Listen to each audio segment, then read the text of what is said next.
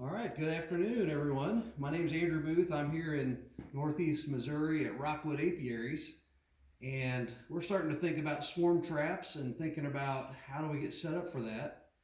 And one thing I was thinking about is what do you hold them in the tree with? So I'll show this one here. This is what we had last year. It was kind of something we just threw together with some scrap wood, and yeah, it worked okay. It didn't really hold up great just because of water and the open plywood.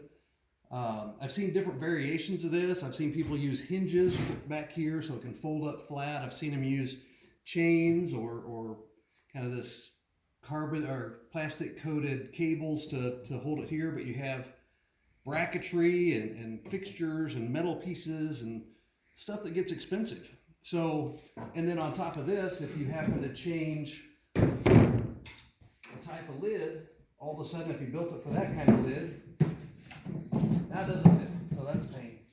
So I got to thinking about this, and I'm like, I don't want to build a swarm trap stand that uses a bunch of hardware I have to go to the store to buy. Or, I have some stuff I could probably use, but I don't have chain, I don't have cable, and that stuff gets expensive. So I challenged myself with, how could I make something that doesn't require a lot of hardware that's going to cost money?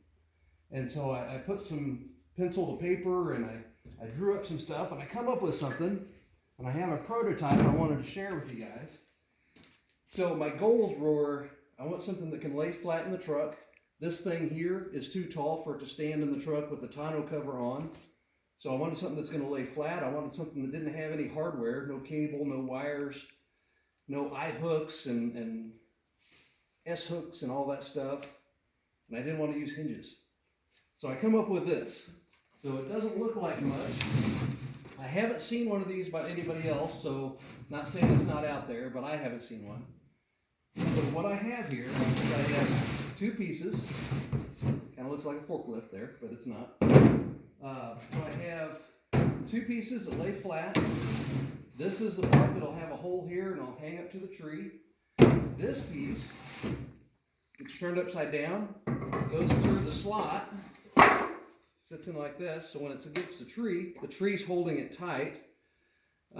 Weight of the stand on the hive on this side will cause the cantilever to put force right here. So I think it's going to be a pretty robust stand, and I'm excited to try it.